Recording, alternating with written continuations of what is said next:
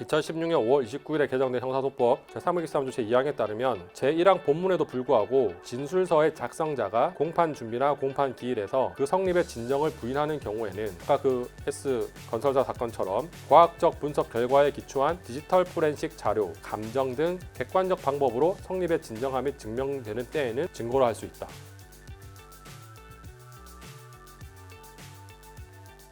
디지털 파일 관련해서 볼게요. 형사소송법 제313조를 꼭 알아두셔야 되는데요. 형사소송법 제313조의 제1항에 따르면 피고인 또는 피고인이 아닌 자가 작성한 진술서나 그 진술을 기재한 서류로서 그 작성자 또는 진술자의 자필이거나 그 서명 또는 날인이 있는 것, 여기에는 문자, 사진, 영상 등의 정보로서 컴퓨터용 디스크, 그 밖에 이와 비슷한 정보 저장 매체 저장 등을 포함한다. 즉, 그 파일도 포함한다는 내용이에요. 이것은 공판 준비나 공판 기일에서의 그 작성자 또는 진술자의 진술에 의하여 그 성립의 진정함이 증명된 때에는 증거로 할 수 있다. 라는 게 형사소송법 제313조 제1항의 내용인데요. 이게 2016년에 한번 개정됐는데 이 개정되기 전에 어떤 사건이 있었냐면 모 S 건설사가 이제 막 그런 아파트 재건축 같은 붐이 있을 때 수주 활동을 열심히 했어요.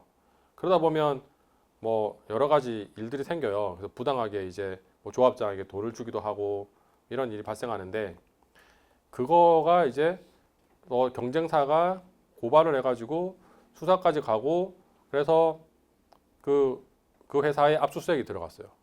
이 사건은 그 당시에 그 변호사와 의뢰인 간의 그런 비밀 유지 보호권, 그러니까 그런 걸 인정해야 된다는 걸로 되게 떠들썩했던 사건인데요. 근데 결론은 약간 달라요. 그래서 이제 어떤 일이 있었냐면 그러한 이제 영업 행위가 조금 리스크하니까 당연히 회사 법무팀은 로펌에 물어봤죠. 아, 이런 것들이 위법이 맞느냐? 로펌이 이제 사실관계 다 듣잖아요. 그리고 의견을 줘요. 근데 압수수색이 들어오면 일단 방어하고 봐야 되니까 문서를 다 지워요. 막 지웠는데 로펌의 변호사 의견서가 남아 있었던 거예요. 근데 수사기관 입장에서는 사실은 수사기관이 제일 먼저 터는 곳이 법무팀 그리고 로펌과의 주고받은 이메일이나 의견서예요. 근데 이거가 이제 법정에 증거로 제출됐는데 당시에 이제 뭐 변호사협회라든지 변호사 집단은 엄청 항의했죠. 당연히 회사는 로펌에 비밀 유지 의무가 있다는 걸 믿고 의뢰한 거고 그리고 변호사와 회사 간 의뢰인 간에 주고받은 것들은 다 보호해줘야 되는 거 아니냐. 미국에서는 그것 때문에 다 증거 능력이 없다고 하는데 우리도 인정해줘야 된다. 그랬는데 우리나라의 판례와 수사기관 태도는 인정을 안 해줘요. 특히 사내 변호사는 더 인정 안 해줘가지고 사내 변호사는 뭐 피의자 신문도 받고 참고인 조사도 엄청 엄하게 받아요. 근데 이때 이제 결국 그 로펌의 변호사가 참고인으로 법정에 섰어요. 근데 당시 형사소송법에 따르면 어쨌든 그 변호사가 쓴 의견서가 증거로 나갔는데 변호사는 뭐라고 했느냐?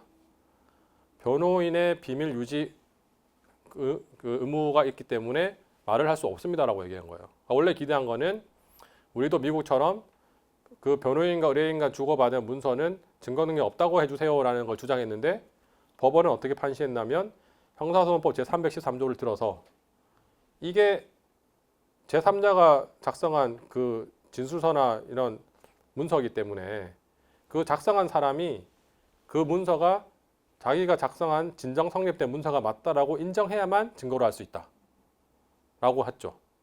그런데 이 변호사는 뭐라고 했냐면 비밀 유지 의무가 있습니다라고 얘기했죠. 인정 안 했죠. 내가 작성한 내용이 맞고 그 내용이 맞습니다라고 안 했죠.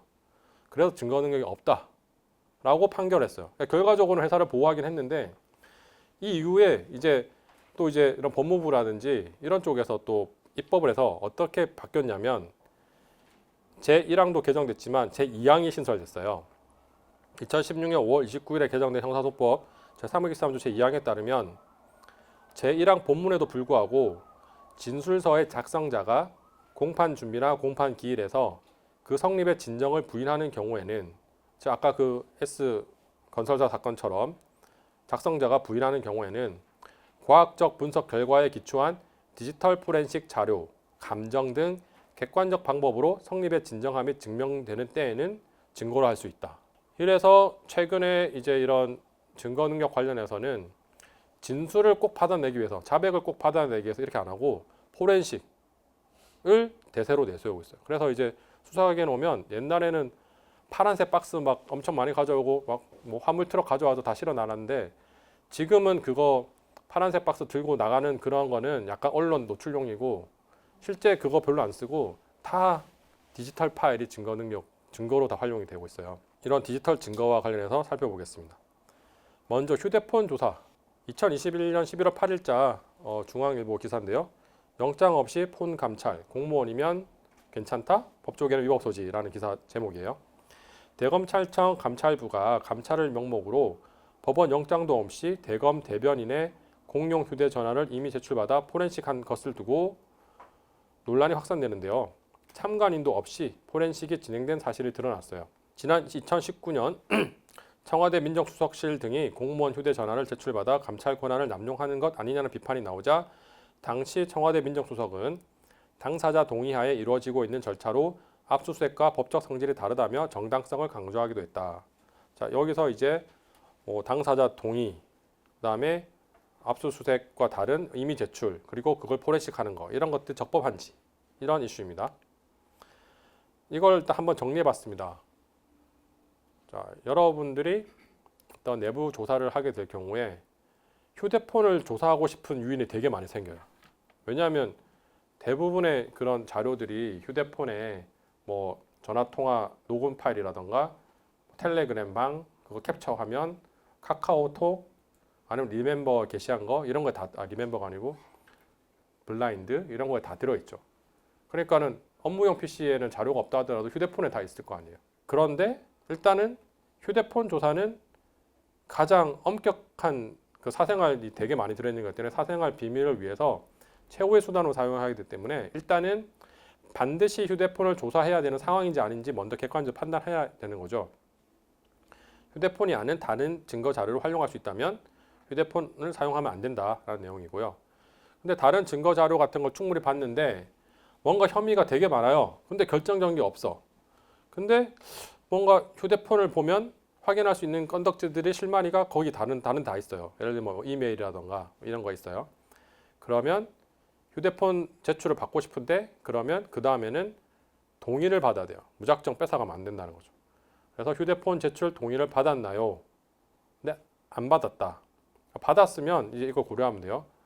뭘 고려하느냐? 동의를 받았으면 일단 휴대폰 데이터 전부를 디지털 포렌식 기법을 활용해서 그대로 복사한 후에 봉인해서 보관을 해야 돼요. 이건 증거 보존인데 여기 이제 뭐 뭔가 좀 그 디지털 증거가 위조됐다라는 그런 인상이 있으면 다 증거 능력이 부인되기 때문에 적법한 방법 그리고 기술적인 방법을 이용해서 복사하고 봉인하는 게 필요해요. 그 다음에 이거를 개봉하거나 열람할 때는 소유자의 동의 및 참여가 필요해요. 그리고 소유자의 참여 여부를 수차례 확인했음에도 불구하고 응답을 하지 않거나 참여를 거절하면 그것을 그렇게 했다라고 기록에 남기고 열람을 시작하는 거죠. 그리고 디지털 증거의 출처와 작성자 등을 확인할 수 있는 메타데이터 등 객관적 자료를 확보해야 됩니다. 아까 형사소송법 말씀드렸는데 그 디지털 파일의 이제 객관적인 증거 능력 확인 여부를 이 메타데이터 같은 걸로 확인을 해요. 그 다음 만약에 당사자가 휴대폰 제출 동의를 안 해준다. 대부분 안 하겠죠. 그러면 압수수색 영장 청구 등 수사기관의 도움을 받아서 강제 수사로 해야 되는 거지. 그거를 뭐 이런저런 논리를 들어가지고 억지로 받아내면 상당히 위협해질 수가 있습니다.